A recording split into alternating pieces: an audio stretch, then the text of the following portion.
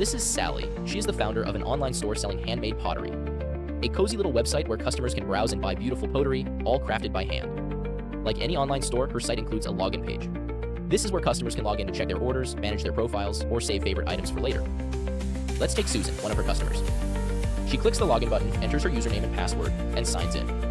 Once logged in, she sees her dashboard, where she can view past purchases and canceled items. Linda, a frequent customer. She logs in with her credentials and sees her items still pending in her cart.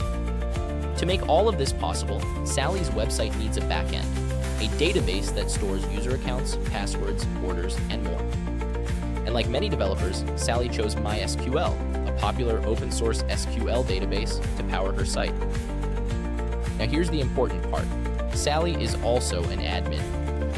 She logs into a special section of the website where she can manage inventory, fulfill orders, and view customer accounts. But there's a problem. Sally's login system was built quickly, without much thought for security. And that's where things start to get interesting. Because there is Kim, a penetration tester who will try to exploit weaknesses in Sally's login system to demonstrate just how vulnerable it really is. Kim is running Kali Linux, the go-to operating system for ethical hacking and penetration testing. Kim visits Sally's website and clicks around, browsing the products. Then something catches his eye, a login page. Now, Kim doesn't have an account there, but he wonders, how secure is this login? Out of habit, he tries a few common usernames: admin, administrator, and even Sally, since her name appears in the domain. Each time, the website replies, "Username not found." For Kim, that's a giveaway. Why? Because the site is giving away too much information. It's not just checking if the credentials are correct, it's confirming whether a username exists at all.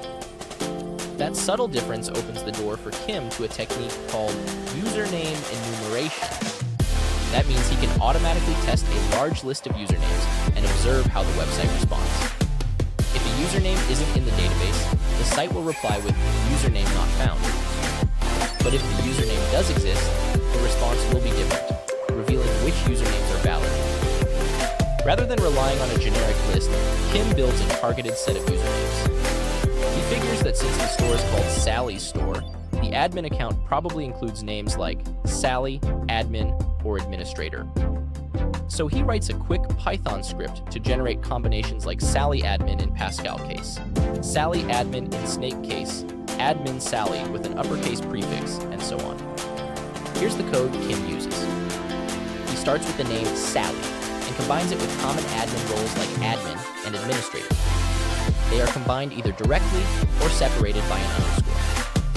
Then there's the function called variance. It takes a word and generates different capitalization styles, like lowercase Sally, capitalized Sally, and uppercase Sally. This helps cover all the common ways usernames are written. On line 11, Kim begins the main loop. Using Python's product function, he goes through every possible combination of a name, a role, and a separator.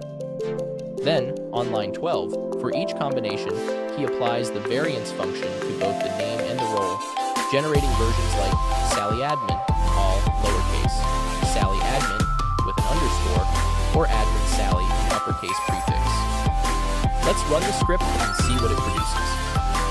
We add a simple print statement to display each generated username in real time. Now we can press run and see the results. And voila. In just seconds, Kim has a clean, customized list of potential admin usernames, tailored specifically to Sally's website. Each result is written to a file called usernames.txt, ready to be used in a brute force or enumeration attack. In just a few lines of code, Kim creates a highly effective targeted username list, all based on nothing more than the store's name, Sally's Store. Kim can now copy the code to bring it to his local machine. What you just saw was done using an online Python editor, a great way for Kim to quickly prototype his username generator. Once he's happy with the code, Kim saves it as a file called generateusernames.py in his downloads folder. In Nano, we use Ctrl-O to save the file. He then uses the cat command to view the code and make sure everything was copied properly. Now he can run the script with Python to create the usernames.txt file. The file is generated in his current working directory. Kim opens a second terminal, navigates to that folder, and uses the cat command to see the generated list. And there it is, the beautiful custom-crafted username list.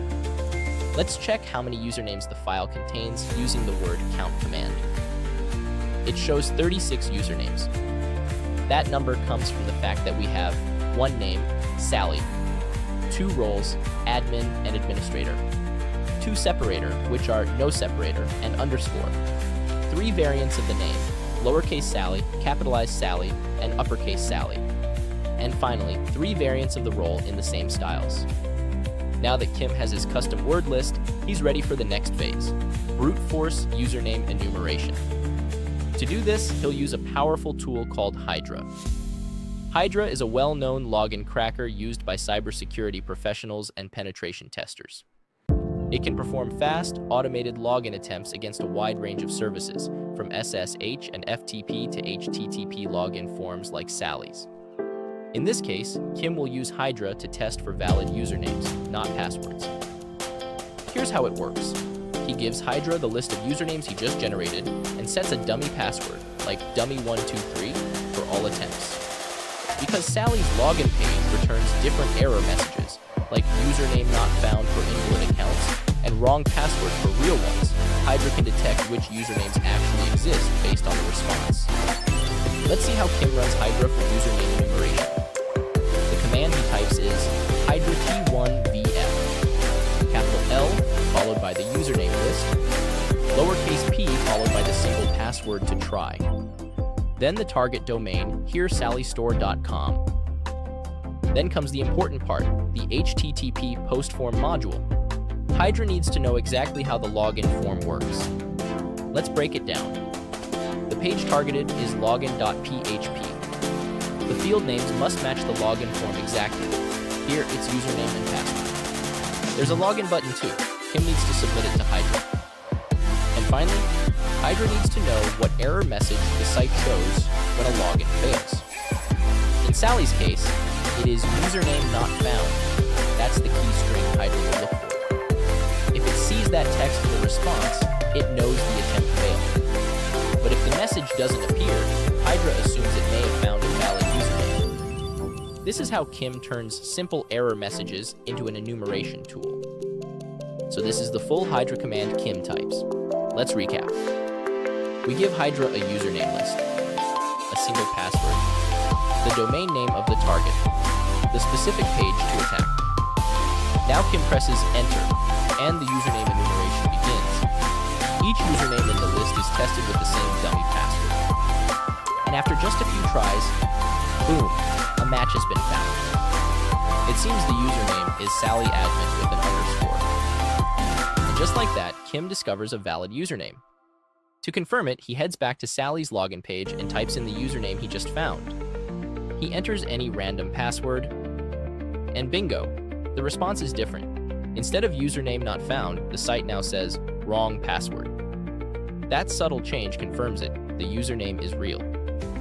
That's probably the account Sally uses to manage the store. Now, Kim wants to go one step further. He doesn't know the password, but what if he doesn't need it? Kim is not going to guess the password, he's going to bypass it. This is where SQL Injection comes in. To understand what Kim is about to do, we first need to understand what happens behind the scenes when a site checks credentials. So let's take a look behind the scenes.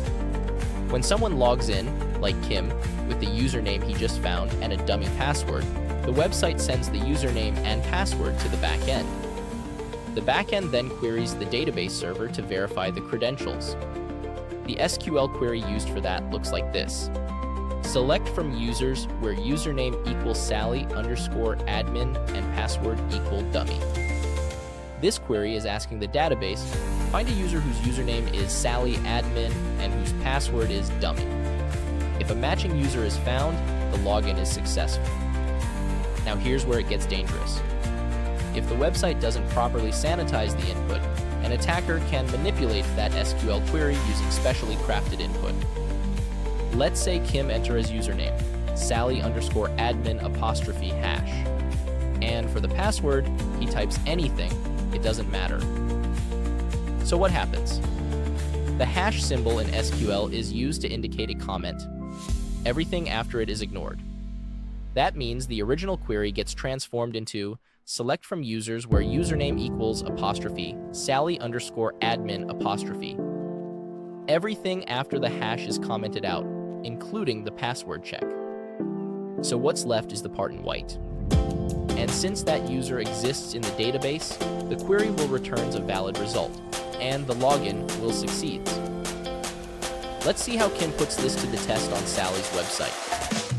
In the username field, he enters the valid username he discovered earlier, followed by a single quote to trick SQL into thinking the username string is complete, and finally a hash symbol to comment out the password check. In the password field, he types anything, it doesn't matter. Then he hits login. And bingo, he's in, logged in as the admin, without ever knowing the password.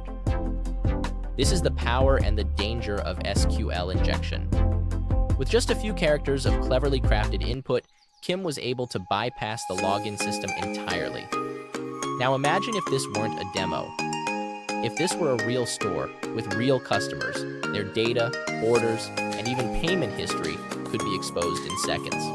The scariest part? This kind of vulnerability is still incredibly common on small business websites today. But the good news? It's easily preventable with just a few best practices. Always use prepared statements or parameterized queries to separate SQL code from user input. We will see how to do this in a future video. Never trust input from forms. Always sanitize and validate it. And avoid giving away clues with error messages. Username not found might seem helpful, but it could be all an attacker needs. So always keep these best practices in mind when developing websites. Kim is an ethical hacker, a pen tester hired to find these types of issues before real attackers do. But many small businesses don't take security seriously until it's too late. So whether you're a developer or just someone who runs a website, understanding these basics could save you and your users a lot of pain.